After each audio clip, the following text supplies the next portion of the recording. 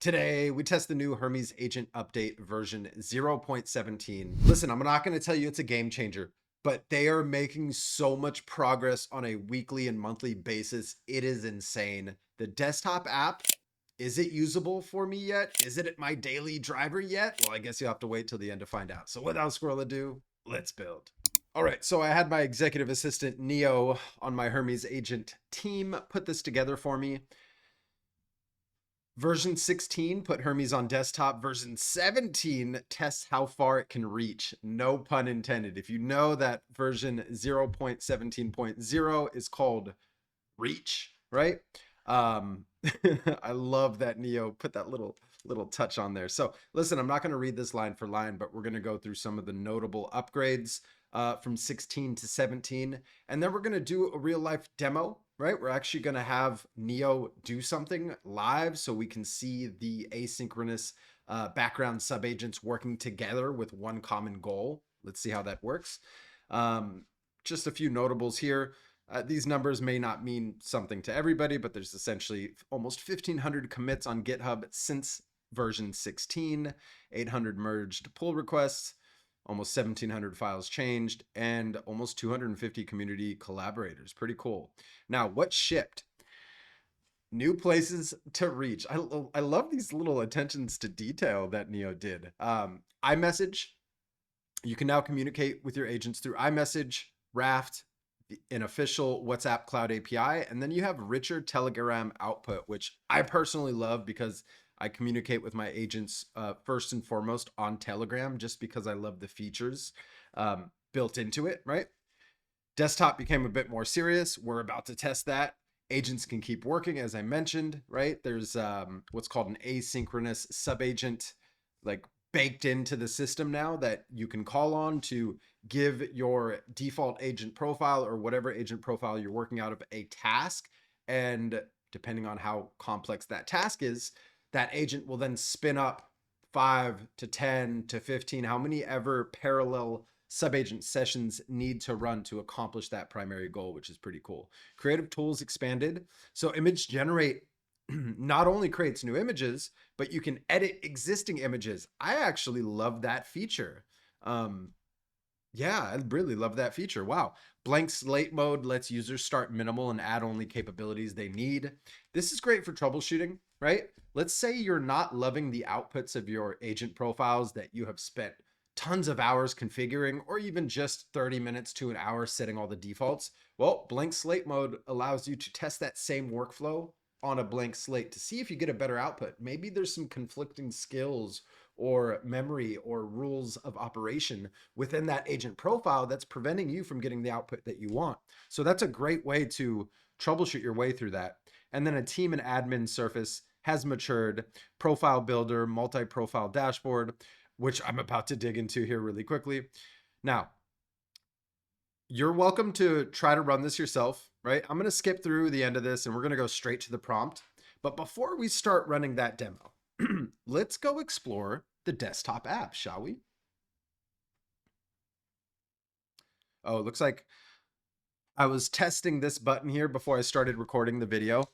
So I can't see all of my profiles in a list, which is kind of a bummer.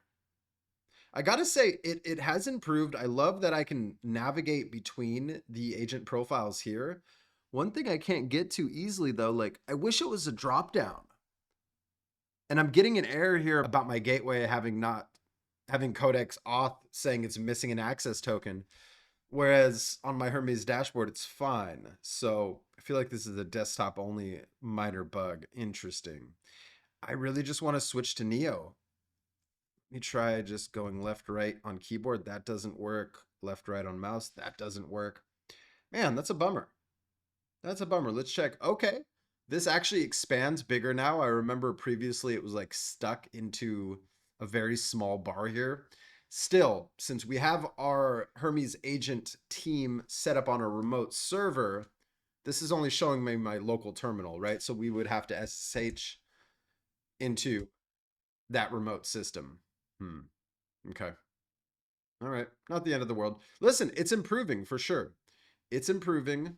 This is a great start here. I love that the crons are clearly listed here. I actually do kind of like the idea that you can view all of the channels that you have your agent set up with over here. Pretty nifty, pretty nifty. So we're going to switch back to the default.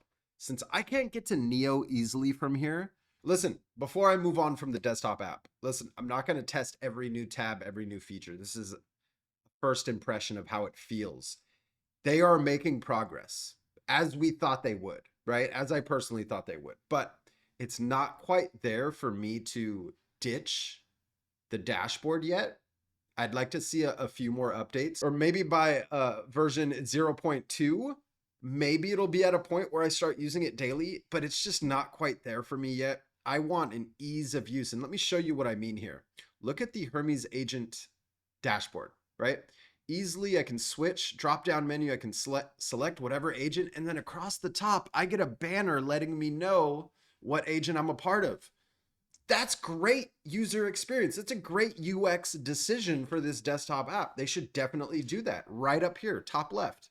Like, I think it's a matter of time until A, they see the feedback, because I can't be the only one who says this, right? And B, see it for themselves and implement it, right? So listen, I think another month, I may very well start using the desktop app on a daily basis. But nevertheless, let's finish our demo here. I'm going to go to Neo. And we're going to use my floating chat bubble here because I really love it. We'll keep my agent atlas shown here. We've got to first go start a chat session. Let's go grab our demo prompt for today. And I got to say, like, listen, I'm a big fan of both OpenClaw and Hermes Agent. I think that it's Hermes Agent. I think that Hermes Agent should take a page out of OpenClaw's book and give the option to essentially replicate this dashboard on this desktop friendly app, right? Because this dashboard is honestly perfect. They could improve it a little bit, right? Add the split screen here, add some things along the bottom, but like they have the dashboard built. They just need to make a desktop friendly version of it, right? Like this drop down with default profiles and the banner letting us know which profile we're on. That is, listen, that's a deal breaker for me. I will not use the desktop app until that's set up, right? Like that is a much better user experience in my opinion, right?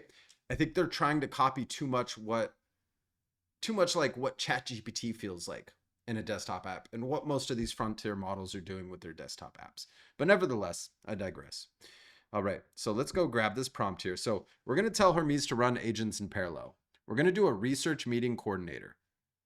And we're essentially going to ask him about version 0.17. The specific question, right, is launch 5 simultaneous background agents. If this runtime supports async delegation, do not run them one at a time. Keep the main conversation usable while the agents do the work. Agents, a research analyst, a workflow designer, a skeptic, an operator, a narrative strategist. Each agent must return 3 findings, 1 risk, 1 practical recommendation, source evidence notes. Love it. So we're going to copy this here. And I'm not sure if I mentioned it, but if you guys want access to this prompt and this video prop, just go check out clearmud.ai/resources. It's completely free to use and access. All right.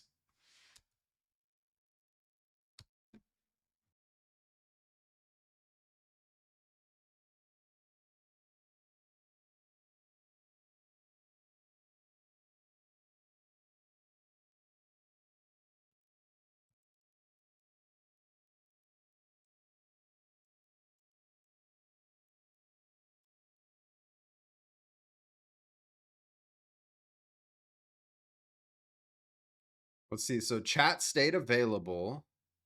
Now, does the other work continue? Because I was testing an actual real workflow. Interesting. Let's go check sessions.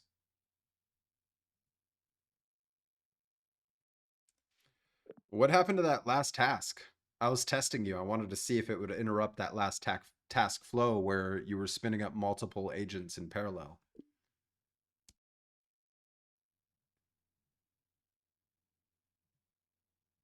Okay. So there was a slight hiccup there. When I went to ask it a question after it started this process here, it did interrupt the work. Interesting. Ah, I successfully interrupted the main conversation flow, but not the background work. I should have explicitly said background research is still running. I'll answer the side question meanwhile. Okay.